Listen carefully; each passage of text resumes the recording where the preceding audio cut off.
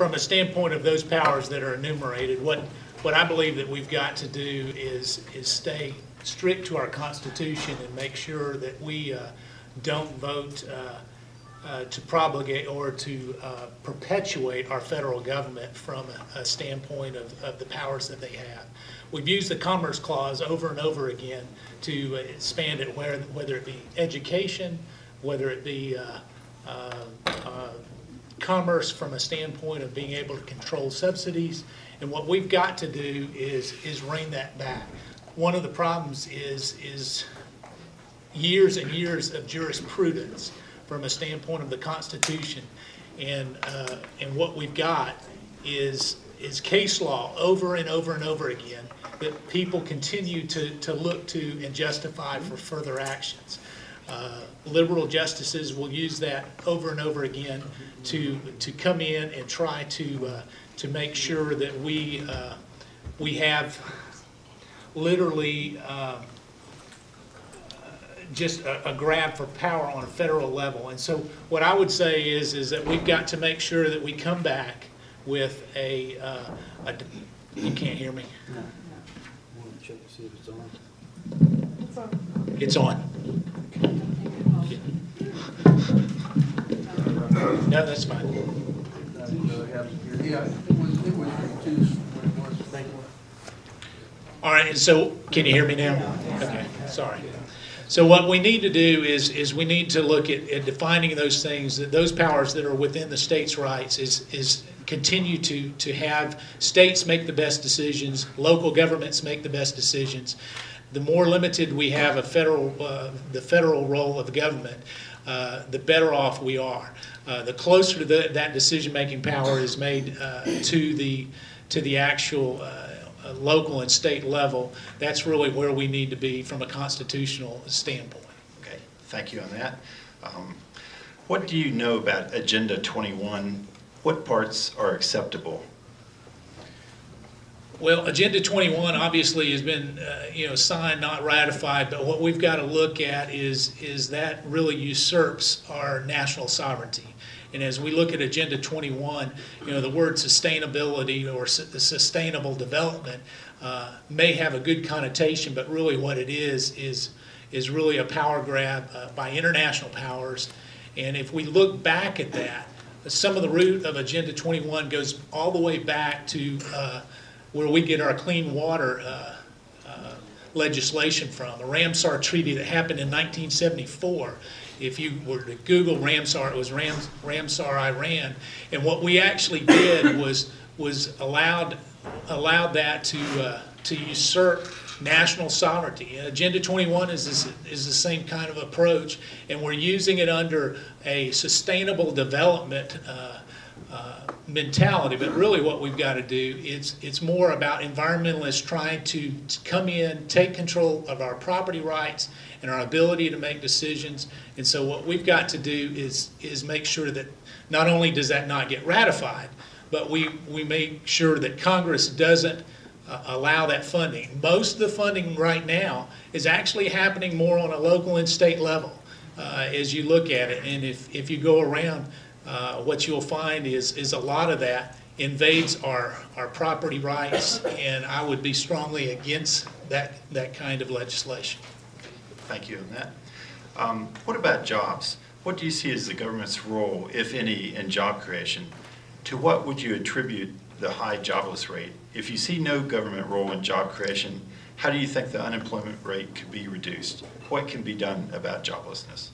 Well, the private sector is the only one I know of that creates jobs. I've never found a job that's created on a governmental basis other than regulatory jobs, which right now makes up almost 20% of what we're spending is on government regulation. And so as we see that, I think that the private sector is the one that actually has to create jobs. What's the government's role in that? Get out of the way. Where we need to make sure of is that from a tax standpoint, we're taxing and regulating the private sector to death. And so what we've got to do is make sure that government gets out of the way. And if we do that, then what we will see, like we have before, we will see job flourish. So what can a congressman do? We can lower taxes from a corporate standpoint to create incentives. We can make sure that we put a moratorium on any new regulatory law, put sunset provisions on regulations where the regulators have to come back in and justify it again. But what I think we've got to do is make sure that we create an environment where truly government is not looked to as the job creator. One of the things that I found as a businessman is the unsure nature of what's coming down the pike. And the expectation that the government will provide a job is really part of our problem. Is we look to the government for an answer and not the private sector. What we're going to do is end up all working for the government. Well, that will not sustain itself. As we look at this, as we go around the district, one of the things that concerns me is the lack of private sector incentives for a businessman. It's cheaper for me to open a business in Ireland than it is in the United States of America because of the taxes and regulations. Why would we do that? Why would we create a system that is so much easier for me to go abroad and make money? So we've got to do that, and I think if we do that, government's role, there's no role in it. Okay. Thank you very much on that. Is the Patient Protection and Affordable Care Act, Obamacare, good for America? I find no reason why it's good for America in any sense. You know, I mentioned the Commerce Clause earlier. You know, they've used the Commerce Clause as a way to come in and force us to buy health insurance and have affordable health care. Well, one is it won't be affordable. And another is truly, if we allow them to say you've got to buy health insurance, what would stop them from saying, okay, well, we own GM, so you've got to buy a GM car? I mean, we've gotten to the point where if we allow the Commerce Clause to truly trigger that, then we're in trouble. I don't see anything that's good that comes out of Obamacare other than the fact that hopefully we will be able to repeal it. And in that, that's where I'm different from Mr. Schuler. He voted, at first he didn't vote, and then he said, well, he voted against Obamacare, but when it came time to repeal it, he didn't vote for the repeal. And so I think that we've got to do that, not only from a health care standpoint, but also to make sure that we uphold the Constitution. And if you repealed Obamacare, would you go back to the old system, or what would you do? Well, I think what we've got to do is find an alternative for more competitive health care. As we look at that, part of that is insurance, being able to have insurance across state lines and make it competitive. Again, the private sector kicking in.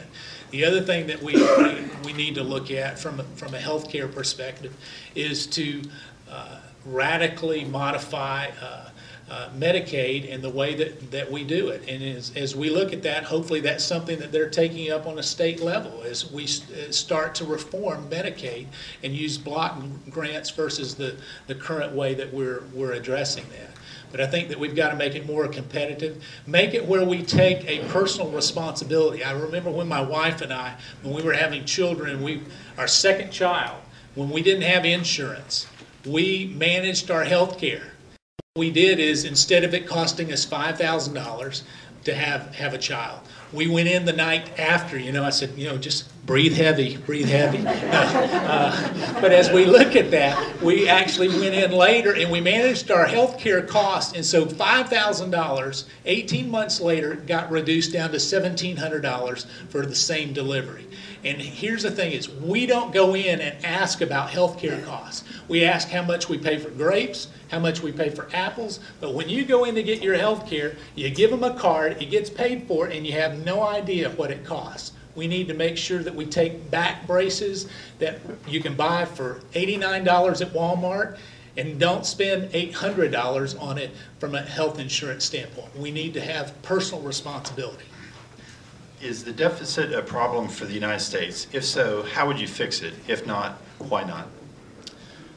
I think the deficit, we're bankrupt. The banker just has not called the note yet. Is it a problem? Yes, it's a problem. It's one that we have to make sure, and that's why I stand for a balanced budget amendment. We need to make sure that we have to come back on that and make sure that as we look at the deficit, that we rein in spending. Part of that is entitlements. A big chunk of it is entitlements. Part of it is excess spending that we have to look at. But in doing that, what we've got to make sure of is that we don't spend more than we take in. Ronald Reagan said this in the early 80s. He says, when the debt was at $1 trillion, we're 15 times more than that now. And as we look at that, when the debt was at $1 trillion, he said, we don't have a taxing problem, we have a spending problem. And indeed, we have a spending problem, and what we need to do is make sure that Congress cuts back, tightens the belt, and make sure that we reduce our deficit.